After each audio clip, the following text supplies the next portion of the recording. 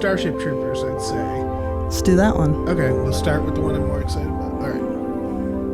Would you rather climax with Starship That's what Troopers? I'm wondering, if I should save the one I'm excited about for last or not. Now, do you mean you're more excited about it as a film? Yes. Or to rip into it? You really like it? I like, yeah. Yeah, let's talk, yeah, let's do that one first. Yeah, I like, what it, it's like a practical joke. Welcome to Frame Rate, the show where we rate frames, where we've already begun discussing Starship Troopers. Great movie. Paul Verhoeven, today's topic.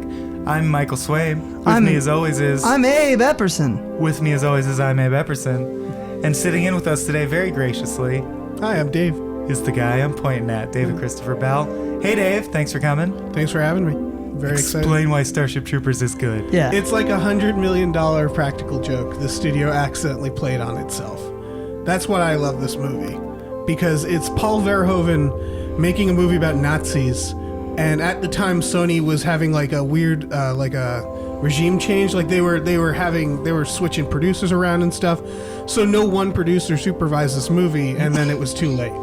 And then they shot the movie, and nobody realized he was making a satire that cost more than Jurassic Park. Right. Did you know one of the producers has is the cameo in the? Is he the only good? The only good bug is a dead bug. Yeah. As one of the producers. One of the producers. Yeah. Yeah. It's Space Nazis. Space Nazis. Yeah. Yeah. I Killing bugs. I'm very. I just love this movie. This type of movie can never be made again. Yeah, it's a very special film to me. He got away with something. I mean, I don't know why they didn't know that it wouldn't go this way, because like reading the book, which is pretty like opposite. Right, and Paul Verhoeven famously did not read the book. Yeah. Yes. He's like, I read like a few pages. Robert A. Heinlein, one of the great grandmasters of sci-fi. Have we all read it? No. I've Cliff Notes it. Okay. I've read it 4 or 5 times. I really liked it as a kid. I do see now, if you look at the Wikipedia, for example, a lot of the critiques are, it's basically pro-military propaganda. Yeah. Right. And the film, of course, is a response to that. And the book is that, but it's also like a very engaging, detached, dry exploration of war tactics in a believable setting. Not believable in the strict sense, but like, if there were bugs that worked like this, this would be how it would work. Yeah. And it's like interesting to watch in the way that it's interesting to watch like a documentary about World War II. But it's very clear reading it that Heinlein like thought all the kids in the 50s were punks. And that's basically what the book is about. Like, kids need discipline. They should fucking get haircuts and join the military. That's what made a man out of me. And then the movie's like basically taking the piss out of that concept. Right. Yeah. But I guess my main complaint, and I think one of the reasons it fails miserably, is it presents a lot of the gung-ho patriotic stuff totally in the standard way, like in the Spielberg way, where the music rises triumphantly and you're glad that they didn't get killed by the bug or they killed the bug.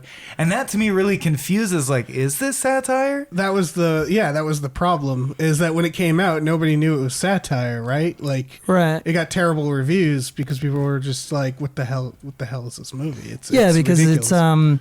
it's totally fascist, but it's also painting a utopia, but also saying the utopia is only good for killing bugs. So it's like the reason it's snake-like in its satire is that it doesn't have one point. It's not, This is bad. It's, imagine a world that it was like this and we did these things and also did these things. And you're like, well, what am I supposed to think about that? Well, I don't know. Because, it paints the bugs as bad guys in it, too. Yeah. Although I will say, I'm not certain. Are the bugs are they causing those meteors to hit Earth? I was actually reading about this because Verhoeven believes yes, that's what's happening. But someone was arguing that specifically with the asteroids, like the Buenos Aires, or I guess in the book, isn't it the Philippines? Or I don't remember. I think the main character is just Filipino.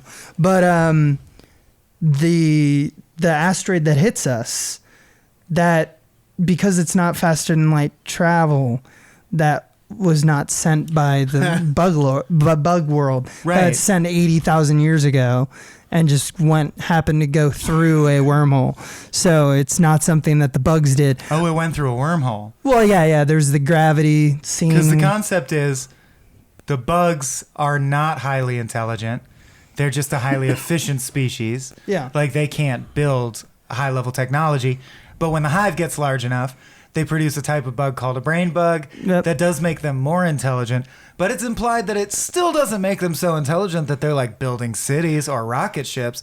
The way they actually travel through space is they happen to be native to asteroids, which is genius in the book because one of the fundamental problems with a big bug species that's giant bugs is an exoskeleton. The reason we have an endoskeleton and not an exoskeleton is if you scale it up, you require very low gravity or you'll just get crushed under the gravity.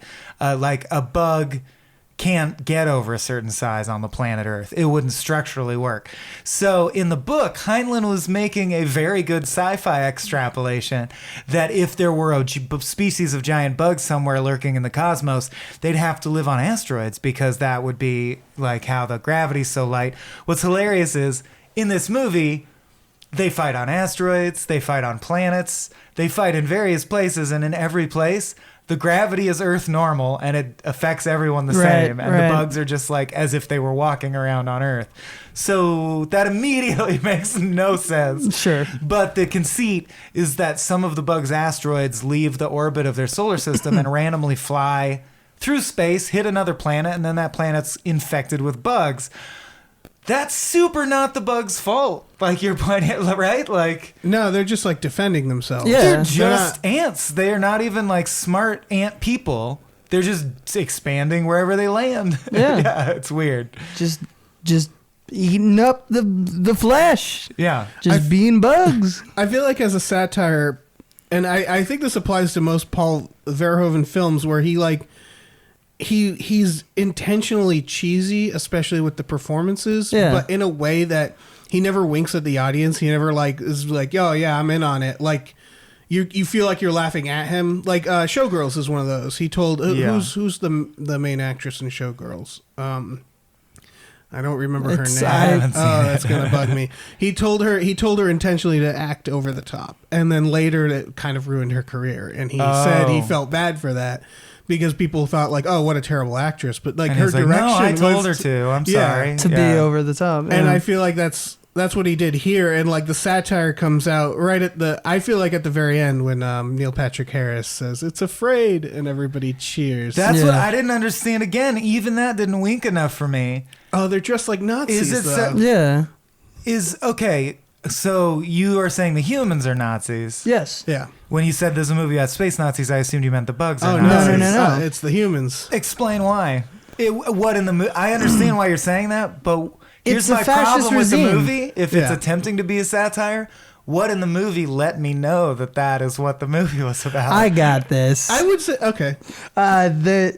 In order to become a citizen, you have to do a bunch of things for the state. You cannot vote unless you have served in the military, which is true in the book. Freedoms have been stripped away from the populace. But it's not just that. Look at the Or film. is it that freedoms need to be earned, Abe?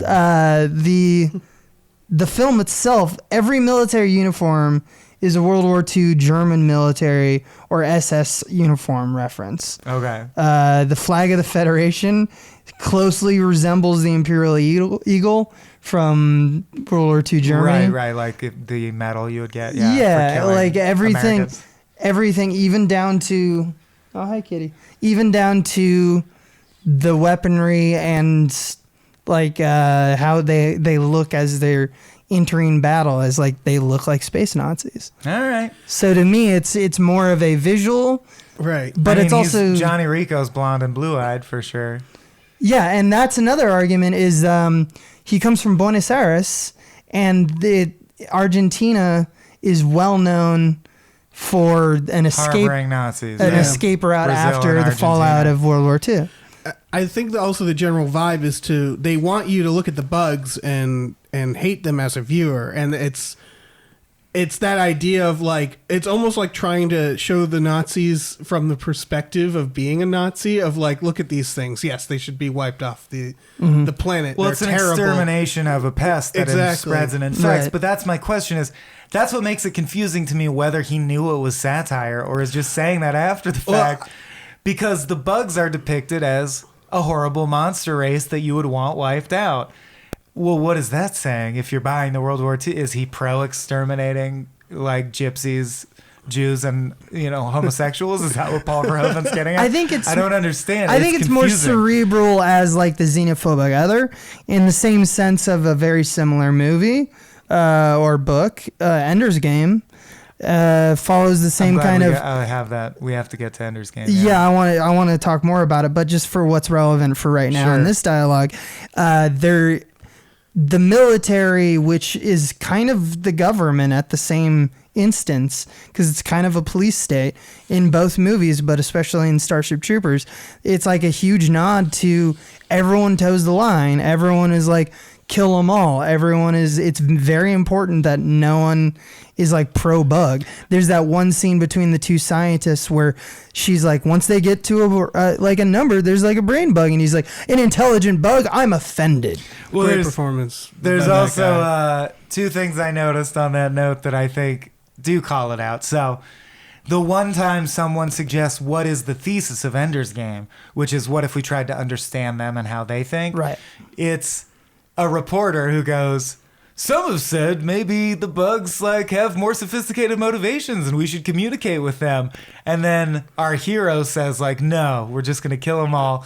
And he literally, because it's a news report, looks right at camera down the barrel and arches his eyebrows like, I'm from Buenos that's Aires. the point of the movie. Yeah. There's like, do you get it? The hero. So, and then the other one is the hero, Johnny Rico, the titular here, or like, the one you'd assume is the hero just because he's the focus, literally says a line that is one of the most said lines in movie and exclusively said by villains.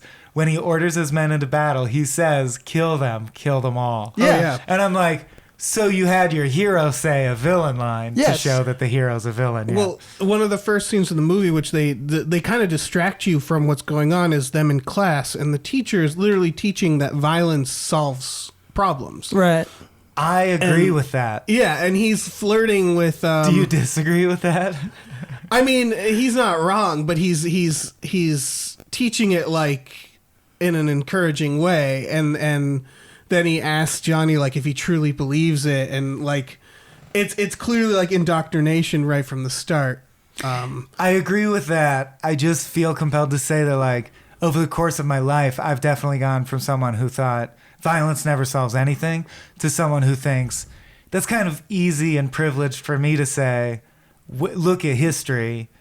When your options, like if you're an oppressed group and your options are exhausted, violence is an acceptable means. Well, look at what. Like I used to be scared of Malcolm X, and now I'm like, no, I totally get why he said what he said and his philosophy. Yeah, historically speaking, if Violence a group of does people, get things done. If they aren't being listened to, they have very few options. And expansion of violence. freedoms for poor people usually comes after an outburst of violence. Yeah. Like, sorry, I wish it wasn't that way, but that doesn't mean it isn't. Yeah. Well, when this movie came out in '97, it's still was American peacetime. Yes. Like it had a culture where if you were to utter that, you would not be very popular. I still think most people will be like, oh, that's sad to hear Mike say. I thought he was like a hippie idealist or whatever, which I am. I just can't ignore that. I just see lots of historical trends where literally I'm giving the speech that the fascist gave in Starship Troopers, right. but part of it was correct when he's like, if you look at the French Revolution, blah, blah, blah, all these things were like, well, it was good that happened. Okay, 100,000 people died to get that to happen, right? That's just the truth. I don't know how any way around that. And that's where the satire kind of comes into play, is that by making the analog of Bug, who has no way of really truly communicating with us, it really establishes itself as another culture in every single way. Like when we look at our own global scale of like xenophobia and the inability to understand, different cultures, or just the idea of manifest destiny or whatever you want to talk about, where two cultures are mixing. they always focused on how they weren't the same. So to have it that, well, they're bugs and they're gross and they sometimes throw asteroids to us. We don't know if that's intentional or not, but we're not going to think about it. It's absolutely intentional, and they needed to die. Right. And You that's know? why I like that final declaration. It's afraid because it's the first time. Hopefully, it's the first time the audience is considering that idea that these things Right. can be afraid of us and that they're not so different from us in that regard. Like they feel things. Oh, that's an interesting take. conscious. Oh, I Yeah. didn't take it that way. Because up until that point, they're just drones. It's an alien movie, and now that's it like, even has the sophistication to even have feelings. yeah. Right. And then But- the final thing we see is that brain bug getting tortured because we see that kind of before the Neil Patrick Harris in the propaganda films, like shooting one of the bugs and showing how to kill it best, and it's kind In of the nerve stem. Dispassionate. yeah, and now you see it again after that line, and you It's- realize like, oh, this thing's being tortured to It's death. jabbing it I up. also and- love, sorry, two things about that. One, I love everyone cheers like it's a decisive military victory that will turn the tide of the war. Right. When he reads the mind of a bug who knows it's alone and captured by the enemy, and he goes, "It's afraid." Well, of course it is. That doesn't tell us anything. What does it have plans? Can it give us information that's actionable? Right. No. What do you mean it's afraid? Who gives a shit? Secondly, if you have a whole platoon of psychic dudes, why are you torturing it? Can't he just psychic the information? You're all absolutely correct. That's like the whole point. Like, because I read it very differently, not to take away, like, because it's not like that's not where the image is complete. It's not just that it's afraid, and that might mean that they're now seeing it, and like it's true that they're not seeing it as drones, but the damage is already done. Like they're that moment to me is that they're ideologically so far gone and a police state and it full of hatred and spite against these creatures that it's not just that they understand the bug better, it's that they're celebrating that it's afraid. Oh yeah, absolutely. So it's not just that, like, there's no hope that this is gonna like turn heads and go like it's afraid, so it has feelings, so maybe it's like different from what we thought. No, No, it's they're just a like, victory. we're glad Right. that not only can we like dismember But they feel scared. but they feel it like Yeah. we feel it. That's a good thing, and that's Neil Patrick Harris. You know, essentially his character becoming like a Nazi doctor. Like Yeah. we found out more than we needed to. Like He's we Mangala. pushed. Yeah, exactly, and it's like it's really damning. It's also about how it changes the human race. Like this, we're not I feel like the idea is there's no going back. Like even if we Yes. wipe all the bugs, that's not gonna stop. We think it works. Thing. We're now a Yeah. military state. But what's funny and I just think needs constant underscoring is the original book it's based on said all those things and was like, yeah, that's good. Like Robert Heinlein actually believed you should do military service to get to vote and stuff Right. like that. Right. Different. I mean, Different time. sometimes like there was actually something that I read about this, which was Jean Rasic, the Michael Ironside. Yeah. Read the book as a youth, and he asked Paul Verhoeven, who grew up in a Nazi-occupied Netherlands, let's remember, why are you doing a right-wing fascist movie? And Verhoeven replied, if I tell the world that a right-wing fascist way of doing things doesn't work, then no one will listen to me. So I'm going to make a perfect fascist world. Everyone is beautiful. Everyone is shiny. Everything has big guns and fancy ships, but it's only good for killing fucking bugs. Nice. Oh man, He sounds so smart and thoughtful. It's a shame the movie's not better put together because there's also just like craft problems in it where it's not that good. Wouldn't you agree? again. I would ask you, would you like to learn more? I would argue that I'll just say Total Recall shoots it out, blows it out of the water in every production level. Oh yeah, Sure. Well, this is why I think this is all intentional because again, also RoboCop, Showgirls, they're all well shot movies. Right. This movie, I think, is intentionally shot in a way to look corny. And not Like, just the cam footage. There's a fakeness to they shot out most of the Bug World. What's the name of it? Planet P. Pathkandu. Klendathu. Klendathu. they shot it in Wyoming and like and they had to reuse like areas, so there's this feeling of sameness and kind of fakeness because that rock was in the other battle. Well, and the classic Verhoeven ultraviolence works well to contrast it. Right. Like, probably my favorite moment is the opening when you get the newsreel that's as cheesy as like a newsreel from the 30s. Then it says, let's cut live to Glendathu. And the footage is like RoboCop gory of like, no, war is actually hell. Here's the bugs dismembering some people for your entertainment. Although, what the fuck is with the cameraman who's the reporter's getting eviscerated? And the cameraman not only doesn't try to help them, doesn't run for their own safety. He's super dedicated. But steps closer to like get a good juicy close-up of their friend getting eviscerated. And then themselves, of course, gets eviscerated. Yeah. And I was like, I hope you learned your lesson in your last moments, motherfucker. I hope you're thinking, oh, I shouldn't have done that. Because you're an idiot, dude. You don't think that that's a conscious statement on war propaganda? If it is, it's clumsy in the sense that I just can't. And yeah, but at the cost and of war that photography, statement, you're putting a quote unquote realistic scene in your movie I'm supposed to buy where a human acts like that, and it's just not a way. That's how this thing operates. Is it's everyone's facsimiles of real people. Johnny Rico it's a cartoon. learns how to become a colonel very fast. And I love that the point of the love story triangles that all works out quadrangle just seems to be the moral is like, whoever the military puts you with, just marry them. Shut up. Yeah. Because they start in love with different people and then they switch to just loving whoever is their, literally like their war buddy. There was a scene they cut between Carmen, who's Denise Richards, and I forget the her partner's name. The guy with the terrible hair. The guy who also a pilot. They play jump ball, I think is the name of the sport. Fake football. No, I'm dead serious. Uniforms. Yeah, it's the like uniforms are so terrible. Arena football. The Giants versus the Tigers. There was a scene that after she learns that Rico dies, like I think it's like a scene where he consoles her.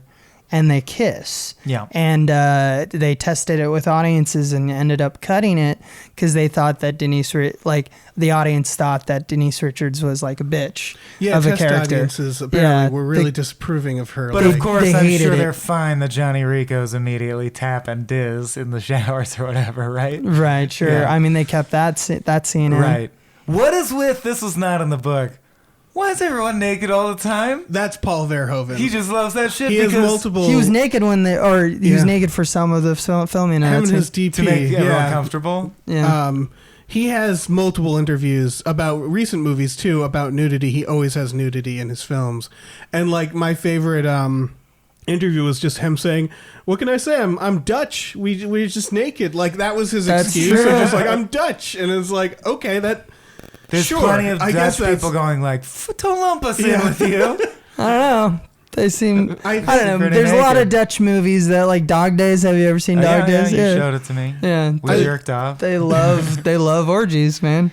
And I get it because he's also said like, American films, we don't give a shit about violence, but the moment there's genitals out, we freak out. I get that, but his packaging for these satirical points is so clumsy. I feel like it messes it up because there's just stuff I can't buy, and you're saying I'm not supposed to buy it, but it just bothers me that, for example, you're creating a culture that can't exist. Everyone's naked in the shower and not acting like that's a problem or there's any sexual tension, but then at the end of the shower scene, they make fun of, like, someone slaps him on the butt, and then later they make fun of him for seeing his genitals. So it's like, is nudity taboo in the future or not? It's totally inconsistent throughout the... Right. They make jokes about the fact that someone would be naked, and I was like, but you just came out of a room where everyone was naked and it was like acted like society's transcended that, bro. We don't make each other uncomfortable. I'm like, but she slapped you on your ass on the way out. That's a very 20th century locker room thing to do. I think that's perfect because it reveals the very Americanness of the movie, like the fact that it cannot reconcile itself. But Americans, no offense to Americans, I think it's the way we're acculturated. Americans couldn't have co-ed showers, there would be insane rape statistics. And like it's implied in this movie that it's utopic. Nothing bad ever goes down in these showers. But is it not the same or similar, at least, that when we in our teen movies we'll have like the jocks slap each other in the ass, call each other fag. There's what's the word Irreconcilable differences, there's or cognitive dissonance. There's cognitive, it's one of those. I'm thinking of it like kind of Star Trek, where there's no currency. Where if you sit down and try to think about how that works, it doesn't make sense to me. It's like, who would work in 10 Forward if there's no currency? Why would you do that? Why would you be a waiter? But it's that same way of, it's like it's the future and nudity's okay and genders can shower together. Well, it's also why like the dudes from Buenos Aires, and this is true in the book too, there's a fully homogenized, globalized society. There's no racism. Somehow we've accomplished that. It's just like you have to sort of accept it. Like I just sort of accepted, like, okay, that's somehow we have reached this point where. But then I'm saying, if you follow that through with the craft and care that like a good artist would, you would say, well, how does that affect society? I have to make my dialogue comport to that. Right. And I would argue people wouldn't make sex jokes in the same way. Right. Because the cultural norms have shifted. I think that's true. And there's a bunch of standard hacky sex jokes that I don't think would exist in a world where nudity is so untaboo. Yeah. I think you're right. I think that if this were true science fiction, it would, but it's more fantasy. The satire is in reflecting against the weirdness of, like, isn't it weird that our society does this? Like, that's where the satire is at home, right? So, I guess, yeah. So it's pointing out the unusual, even though you're right, that would never be a culture norm. And maybe it's the result of pushback from the studio or whatever, I don't know. It just feels like that could be too. His satirical points are sometimes hampered by reverse satirical points. Like another clash. We've transcended race, which they make a point of doing in the movie. Yeah. They make nods to it, and it's true in the book. And gender. But when he gets whipped, which is insane, that they mention also that he could be hanged. Yeah. We still hang people. Yep. When he gets whipped, he's very pointedly whipped by a black dude. And I'm like, so you want me to buy the world where there's no racial aspect, but you also want to get your cake and eat it too and make some kind of little racial point by making the dude who whips him a black dude. And that's your satirical point, but your point doesn't work in the reality of the culture you set up. Right. I feel like you have to do both at once. I would argue that, yes. And this movie's just like, whatever the satirical point is, that's what happens. I don't care about the world cohesing together. I think it's trying to make you feel mad. Or feel like this world could never really exist. Yeah, it's madness. Because the world could clearly not exist. It's insane. Yeah. I would argue that with Paul Verhoeven, it's hard to tell what's intentional and what's not always. Because that's what I'm getting at. Like, yeah, this isn't a perfect film. It's not a perfect film, but I love it because... I mean, I love all his films because I genuinely can't tell if he's aware of things or not. I actually got to see a Q&A with him after a screening of this. And, like, for example... the brain bug, like at the Q&A, he was just like, yeah, no one said anything about its mouth looking like a vagina, so we just kept going with it. Like, it's stuff like that where you wonder, like, did he know? Did he know that thing looks like genitals? And yeah, he absolutely did. Did he start with that concept? Yeah, he clearly did. And like, I feel like it's not... Did he want all the computer displays to look like kid pics from like the early 90s? I guess it was Flight of the Navigator. Yeah. I put him in the same category as like John Carpenter, where neither of them are perfectionists when it comes to when they're shooting. Like, people come to John Carpenter and be like, yeah, I rewrote all my lines, and he'll be like, yeah, sure, whatever. Who gives a shit? Like, I'm just here to get it done, man. Yeah, exactly. Yeah. But they somehow make these like that too. Yeah, he's the Oscar bait version of that. He's like, look, we have this really important script with all these heavy hitters involved. It's going to get some Oscar noms, but it's not a big deal. Let's just get it done. That's like his directing style on set. So if you're a studio, you don't give Paul Verhoeven $100 million. Like, no, it's a silly thing to do. I mean, I'm glad they did it, but yeah, two kind of factoids on that point is that to avoid an NC-17 rating, there's a beheading, the decapitation during the last battle at the Whiskey Outpost base. Yeah. I love the name Planet P. They got away with it. They got down to an R just by cutting 4 seconds out of the decapitation, Someone getting Oh, wow. decapitated. which is a lot yeah. of seconds.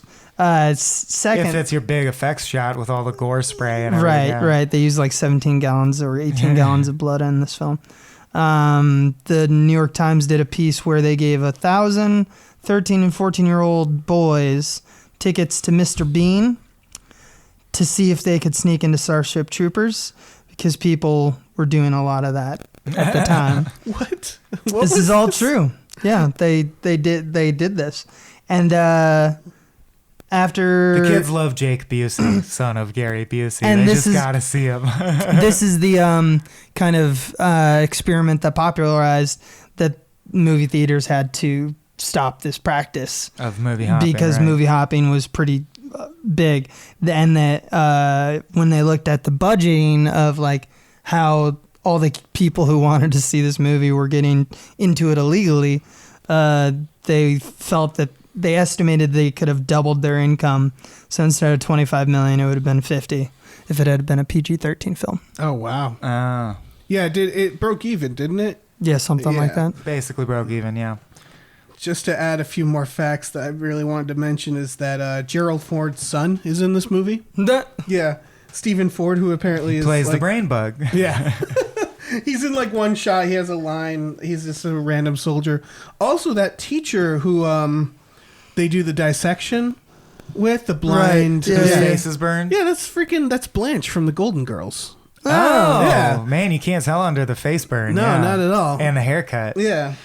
If we're doing all the factoids, I just want to mention that they did dodge a big bullet insofar as one of the main critiques of the book is there is a second alien race that we're in conflict with called the Skinnies, who are widely perceived to be a caricature of like tribal Aboriginal peoples Oh no. and not in a racially positive way. Oh no. Yeah, and we drop, I believe, napalm pellets on their villages. And they end up betraying the bugs and allying with us. And we sort of, it's the white man's burden to uplift the skinnies. So the book's terrible, and I don't defend it. And Heinlein was essentially a fascist. But man, I loved it when I was a kid just for the sci-fi aspects. Like literally just for the explanation of this is how this works, and this system works like this, and this is the political system. And they were all great. Right. Yeah. And I hate that in the movie they dropped the whole opening sequence of the book is a guy in a cocoon that's metal on the outside but transparent on the inside, parasailing, like paratrooping in to the planet. And the inside of the cocoon is all these displays. It explains how the helmets all work and how their armor all works, and it's all fucking so cool. That sounds pretty awesome. Yeah, they cut the armor for the movie. The book, yeah, it would have been too high budget, but the book is just very in depth about, seriously, like a documentary about a war that never happened, to the point where you know how the weapons work and how the armor works and why it's just really, really cool. Right. And he does do things like in every battle take into account what the gravity and atmospheric conditions are. Yeah. Things that this movie was just not interested in doing. Right. Speaking of the armor, I thought it was funny, and you probably know this factoid. The armor all the way down to the gun and the helmet was reused. Laser tag? No. No? They were, but they built him for the movie, or like cobbled them together, and then they went out to the costume Right. wardrobe And then it was houses. reused in what? Firefly, if you remember the train job, there's a whole train car of the Imperial soldiers With the same uniforms. and they're identical Nice. to Starship That's Troopers. incredible. I mean, why not? And they're like, no Why one's not? seen these Yeah. uniforms before. It's fine. Yeah. My favorite is the gun that Muldoon uses in Jurassic Park. Uh-huh. Is like the most used shotgun. Everyone asks. for Yeah. it I if they can see get that, it, yeah. Speaking of Jurassic Park, it's Phil Tippett who designed the aliens in this. That's He's- true. Yeah, He's the dinosaur The supervisor. aliens are great. Yeah. That's the one thing I really had. The bugs are cool as Yeah. hell. Yeah. I Yeah. got to see the brain bug puppet at Amalgamated Dynamics. Oh, I thought everything was CG. Oh no, they have a lot of They had a lot of puppets, and ADI, who they did a lot of that. They worked on Predator. They've worked on Alien. Yeah. We got to see their studio a while back, and they have on their wall it's mounted the freaking brain bug just right there. Nice. It's wonderful. Does it have its ovipositor or is it cut off? The brain sucking. I think it's cut off. I didn't see it. sliced. One of my favorite ones is it's one of the propaganda films. They throw in a cow into the the feeding pen, pit, yeah.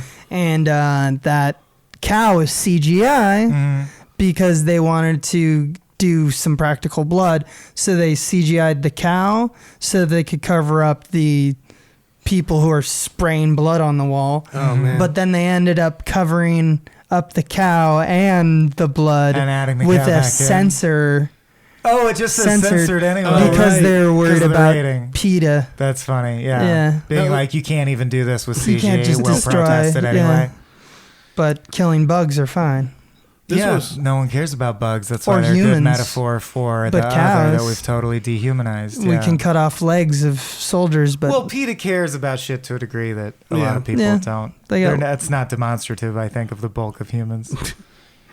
They also had the green blood, I'm sure, which helped with the censors. Oh yeah, when Yes, when smart. Carve from The Wire showed up, I was very happy. And then when he blows Oh, a yeah, bug that's up right. so much that Oh, he gets shit, yeah. Nickelodeon gacked with its blood, right. I was like, "You're lucky these aren't xenomorphs." Because the troopers love bathing in alien blood. Like, Yeah. you guys would be Yeah. fucked. Yeah, I also love Hank? something very visceral. Like the thing that I remember the most about, like, for some reason that stuck with me. Obviously, everyone remembers the co-ed shower. Yeah, you know, like, Sure. but Yeah. in 1997, little Abe, for some reason, remembered when he just shoots the top of the big beetle And throws the and grenade throws the in. grenade, and how it's because it's an exoskeleton. There's no like tissue or anything, Right. which I think is true about Sure. beetles.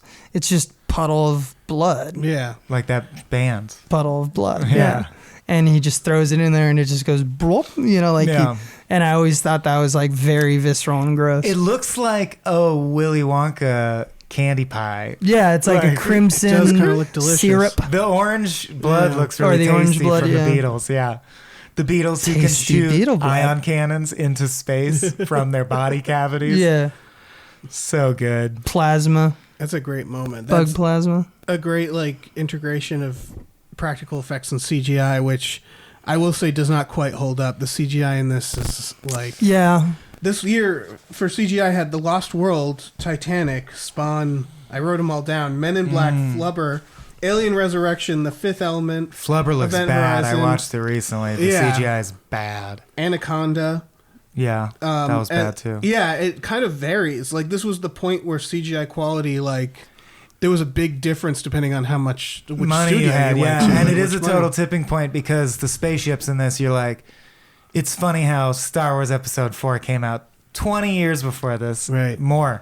And your CGI looks almost as good as the opening Star Wars shots, but still not quite. You should have just shot some miniatures. I gotta Wait tell you, 5 those, more years those before were you do that. miniatures. The spaceships. Really? Yeah. Okay, then their model builders suck because they looked like shitty CGI to me. I mean, I'm sure some of it was CGI. I think the effects of them like falling apart, Crashing, because some of them crashing. crashed into stuff and exploded. There's Yeah. got to be CGI. But I know they had elements. some model ones. well, this is '97, so it predated The Matrix. Right, yeah. So that's when everyone decided, okay, we gotta up our CG game. Although, which is funny because the Matrix has very little CG. Like Yeah, what but makes it that looks good. special has nothing to do with CGI. It's, Yeah, like, yeah. film tricks more than CGI. Yeah, yeah. Right, Yeah. right. Bullet time is more As a camera photography. trick, Yeah. yeah. But I mean, it's also got, you know, They say the Yeah. first thing the Academy looks at is your math scores. Why? That's my question. Why would that? Wouldn't it be how good you did in the pilot simulator or how good you are on the shooting course? well, at one point, Denise Richards like maps the telemetry of like a faster than Yeah. light travel, right? Still though, computers, right? Like computers could Computers. probably do the math. I'm just saying it's your first score. The Well- very first thing they care about is your like raw math I ability don't, I don't know. to go fight bugs. I get Her being like partner says like, you in one day you checked my math, and she's like, check it, it's right. So Yeah. she somehow did Right. something without a computer. yeah, that is. I mean, this is pre like smartphones. It's before. Like I know like the astronauts. technology is staggeringly interesting. Yeah. Like the mix of like not understanding where technology will go, but trying to make it futuristic. Yeah.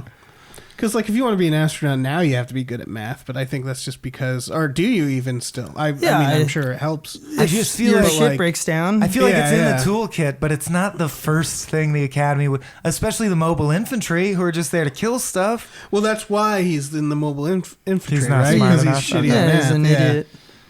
He wins football or whatever it's called, smash ball. Jump ball. He wins jump ball by doing a standing forward flip over his opponents. So and good. very importantly, that inspires him to later use that move in battle at a With key Diz, moment. Yeah. It's great. In battle, he's like, I know what will solve this, like, trench warfare battle, a standing forward flip, and it works. It works. I like that we haven't really talked about the psychics, that there's psychics in The third eye. Dude, Yeah. are psychics. Which is great. Like, it's not, you could write this film without psychics in it, I'm pretty sure. The book had them, so they Oh, felt really? like they had to include them, I think. It felt like, I mean, I like it, but it felt like Looper, because Looper also had that, where they're like, oh, by the way, people can move things with their mind. And It's that felt also- really, like, tacked on. A very 50s and 60s classic sci-fi hallmark is the assumption that in the future latent psychic abilities will come to the fore. Like a Yeah, lot of classic mutants. sci-fi authors Yeah. thought that. Right. Yeah. In fact, it's from the book. I read from the Cliff Notes. The ending of the book, I believe, Doogie Howser Dukes. The ending's similar, meaning that controls it Rico. ends with them capturing a brain bug and him going, but it's in more detail. Like they're scared of this maneuver, so we're gonna But do Neil it. Patrick Harris's character, Carl, Carl. goes into the mind of Rico and controls Yes. him. And then earlier in the film, when he's playing with his ferret, he says, "Please controls. don't He's ever like, do "Don't that." do this to Yeah. me." Yeah. So it's like a latent Which he reference does in the to book, but they omitted that payoff in the movie for whatever reason. I would say whatever I reason. kind of liked that.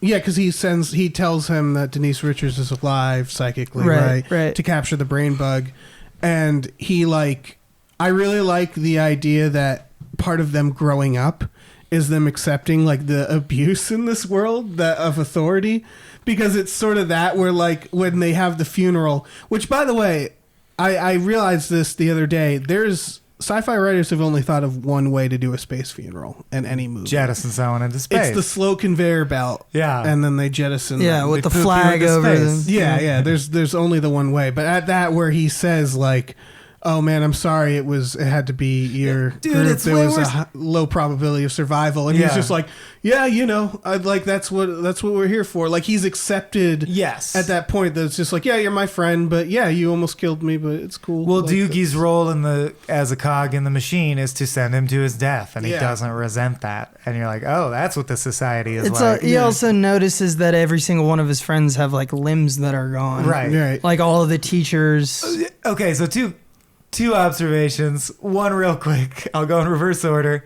Why don't they let the teacher keep his prosthetic limb in peacetime, like when he's teaching? Like his arm. It seems like a real good prosthetic limb that could help him out in a lot of situations.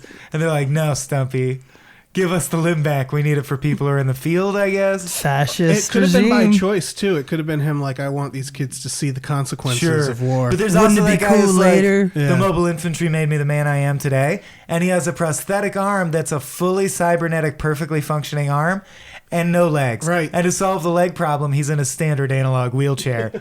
We couldn't figure something futuristic out Yeah. for this guy to walk around. Apparently, they nailed arms, but No. They're still working on feet, are just really hard. Yeah, peg legs. And then the funeral, I just love that, and I'm sure this is a satirical point that love is not valued by this culture anymore. Diz just told him, "I love you, Johnny. Like, I'm in love with you." To which his response was silence and continuing to fuck her. right, yeah. Then the next day she dies in a battle, and at the funeral he gives the eulogy, and she goes, and he says, "She was my friend Yeah. and a citizen." Dude, she said she loved you. You could come up with some better shit than Do that for the something. eulogy. She Rico was your is, friend? Cold, man. Cold rough riding. Yeah. No, his only happiness in life is that he ascends the ranks of the military. Right, It's that yeah. he's a lieutenant by the end. And it's funny in the book, you know how, so in this, his happy climax, or his happy denouement, is that the drill instructor, whatever his name, Brown, what's that actor's name? Something Brown. The drill instructor? The drill sergeant. Clancy Brown. Clancy Brown. Clancy thank you. Brown. Yeah, that sounds right. becomes a private, and he's in charge of him, and it's like full circle. Yeah. In the book, it's even more of a stretch. His own father, who said you're forbidden to be a soldier, signs up as like a 71-year-old private and is a private in his son's platoon, and that's the end. Right. How does that work? Were they His that desperate for people? It's that the war is getting so bad that they'll take Wow. anyone. Yeah. Also, in the book, it only matters how acute your mind is because the armor is fully cybernetic armor like Iron Man has. Oh. It's really just about your reaction time. And that was one of my favorite aspects of the book is how in-depth and cool the armor is. Right. It's all like connected via cloud, and it's making strategy suggestions to you as you're battling. Right. It's really neat. The armor's like a coach character for the soldiers. I feel like those little details. I know they've been talking about readapting the book.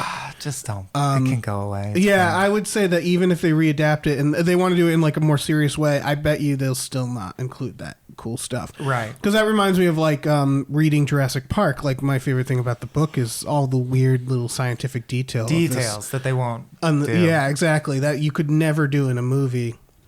Or World War Z also has that in the book, although Right. that adaptation could have been better. Totally they have to make unrelated the- the book, basically. Yeah. Easy consumption for the audience. Yeah. Also, that's Gotta why shout it's- out Hank from Breaking Bad. Yep. Doing Yeah. great work as always. Is also in Dean Total Norris. Recall. And is Dean Norris and is Yeah. also in the Yeah. new show Claws and is Also, excellent in that. isn't Clancy Brown in? I bet he is. I think he's in I think Total. Verhoeven RoboCop? reuses a lot of Yeah, actors. definitely. Okay, this I gotta ask. Why is there a scene where they train in a maze by shooting at each other with lasers that shock you harmlessly but paralyze you?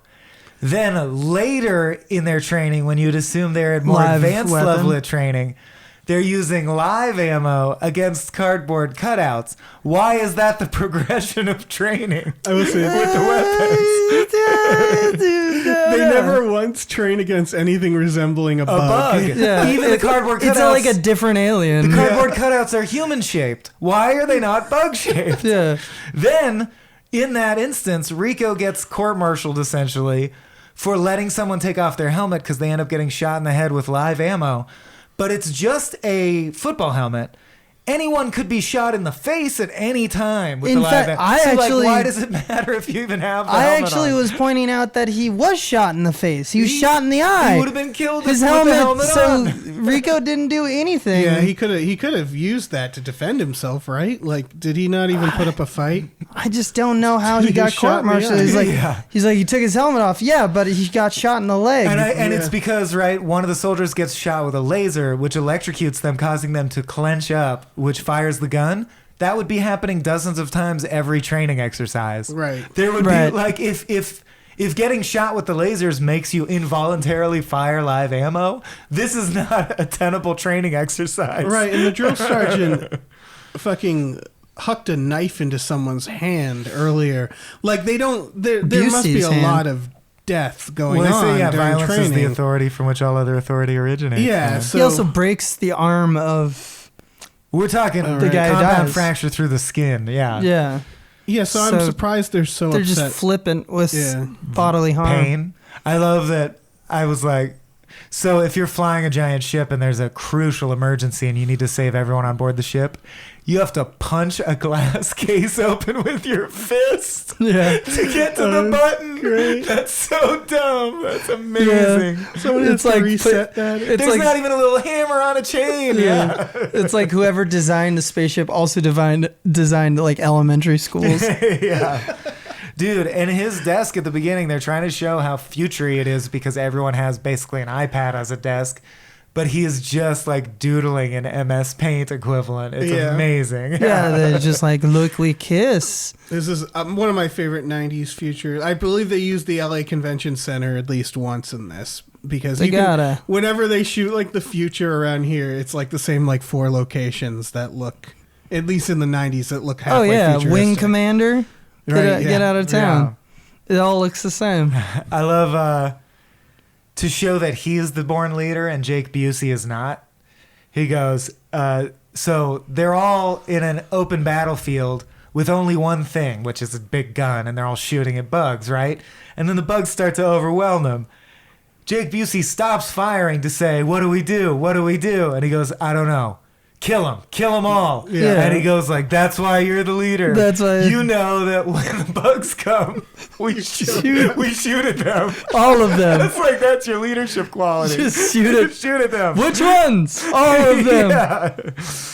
Yeah. I mean, Ace is not known for his intelligence. No, he's not. Yeah. I love how his intro where he cuts in line and he's like, stupid rich kid. Oh yeah. And he was like, everyone needs a friend like me. I'll be your friend. Yeah. In I this love- movie. He like does like 360. He does complete like jumps in They're also personality. constantly exposed to nuclear radiation. Yeah, apparently. Like they use nukes very willy-nilly. Like toss a nuclear warhead over there. See what happens. just like nuke it up a notch. Yeah. There's a scene where Carve from The Wire, who I should know the actor's name, I'm sorry, Carver. wears no shirt, a tusk necklace, and black and silver suspenders. That's true. That's when they're all partying, right? That's like a Burning Man outfit right there. I yeah, love that the outfit. tusk Yeah. necklace is particularly unforgivable. And it's thousands of years in the future, yet entertainment is space footballs, space violins, and dancing Irish jigs together. That's Yes, true. but the violins are clear. That's how you know it's the future. Yeah. Yeah, they got like a little green in them. They have a Pelican case. Like, they have a case specific. He's like, here's the beer, and here is your government-ordained case of entertainment with individually nested one soccer ball, two footballs, Yeah. and a violin made of green plastic. By the Jake way, Busey. that fiddle is giving you radiation poisoning. Like they made that it's a nuclear fiddle, It sucked his brains out. We have to mention that line. which I love. I love osmosis. Anytime in any sci-fi or fantasy where you get smart from eating brains. Yes, it's awesome. Or something like that. Or like eating the heart of a beast makes you Right. stronger. I love that shit. Yeah, how does that work? Like, Yeah. I kind of get the heart because that's like a spiritual thing or something. You're getting The brain bug drinks your milkshake, man. Right, yeah, and it just It's just it the gray digests matter. that into- It's got a crazy digestive system that But- filters out the thoughts and the intelligence. But I guess, so even if you assume all human thought is encased in the brain in a physical structure, Sure. isn't it all scrambled up the second that you like dissolve it That's and what I suck mean. it through a pipe? Yeah, it's It's blended. Like, it's like Yeah. getting information by from a computer by smashing it into bits And just and seeing eating the it. letter, or like, here's a Word doc with all the information. The letters are in random order. Yeah, Hey, are you gonna question the big brain bug that I mean, looks whose well- body looks like a brain? That's Okay, why it's wait. afraid. isn't that how BitTorrent works? Where it breaks it all down. That's and- true, yeah. he's torrenting the brain. But And there's still- teleportation in theory in the Star Trek universe. Right. But the thing with a torrent file is it comes along with like a legend that says like once you download these little pieces, put them together in this order. Right. So Whereas this is sucking mean- someone's brain against their will out of their skull. Are there markers to tell you like what Yeah. order to build it there's in? Maybe- they have an organ that's like reassemble the brain. Yeah, what if the taste buds can taste all the minor little Tasty parts of the thoughts. brain and know how to reassemble it? We do not know the brain bug. So I love the idea that the brain bug liquefies your brain, sucks it through a tube, and then in its stomach reconstitutes. reassembles it Yeah. so a little human brain Yeah. is in there communicating with it. What if you regained consciousness I was about and to it was say the like, same don't thing. panic. You're a brain inside of a bug's digestive tract now, but it's fine. We're getting into Black Mirror territory. That's Yeah. a terrifying Black Mirror ending. Is you're just You're in a brain bug. you're a brain in a vat in a bug. Well, I mean, I think that we're also dealing with a situation where there's psychics, so our assumptions are wholly, unwarranted. yeah. Maybe the way that intelligence works. I mean, don't they cut up?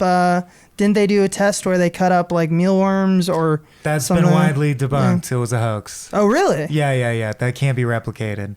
It was only one scientist, and everyone Damn. pretty much assumes that he was lying now because no one's ever been able to replicate it. But yes, there was a famous apocryphal study where a guy trained mealworms to run a maze, ground them up, and fed them to new worms, and the new worms ran the maze. Yeah. Man, that would be But awesome if it was true. too Because bad. you could just, when anybody dies, you just grind yourself up. Right. And Yeah, feed just- So yourself to from your what kids. I've read, it's highly dubious Just, that it was Eat true. your yeah. brains. Get your. But there's knowledge. evidence that, like, the one that gets me is elephants are supposed to have generational memory, where an elephant can, or they're communicating in a way we don't know. An elephant can have a kid die 1,000 miles away from its like home watering hole, and then in a drought its kid will go directly back to that watering hole as if its parent told him, like, if you're ever in a pinch, there's a watering hole here. And it's like either they communicated that somehow that we don't know, or they actually have genes that encode locational memory, like a strong instinct to go in that direction. Fantastic memory. Right. Fucking I could see awesome. them communicating. They're pretty shifty animals, I So think. like, couldn't Like, it just who be that knows they're what up talking to? and have a memory and Yeah. remember things? Maybe? I just assumed that they were grounding up their moms and dads and eating them. Well, they have the trunk. It's easy to point. It's It's over it. there. Oh, I no, thought you were like they this could brain slurping bug, up the yeah. brains. Oh, no, I just meant a trunk is very good for pointing in the direction of a watering hole, not that they're cracking open the skulls of other elephants and slurping their brains up. Knowledge. I'm out. You guys got more trooper talk before we wrap up? Dave, I see you graciously made notes. Thank you for preparing. I did. Are there fun factoids we haven't gotten to? I think I'm all set. I'm pretty sure I've talked about everything I'd like to talk about. Nice. Yeah, Me too. we hit the main parts, some trivia bits. Yeah. I'm good, Michael. All right, we're good. This is Frame Rate. Starship Troopers. You've been trooped. This has been a Small Beans endeavor. We're a bunch of pals who make podcasts, sketches, music, web series, and movies. The Beans always have new ideas percolating, so make sure to check us out at patreon.com/smallbeans. That's patreon.com/smallbeans, where you can browse all of our current and past content, see what we've got planned in the future, and learn how your support can help the small beans grow into huge, giant monster beans. If you enjoyed this content module, please like, rate, subscribe, or tell a friend about us. We love you.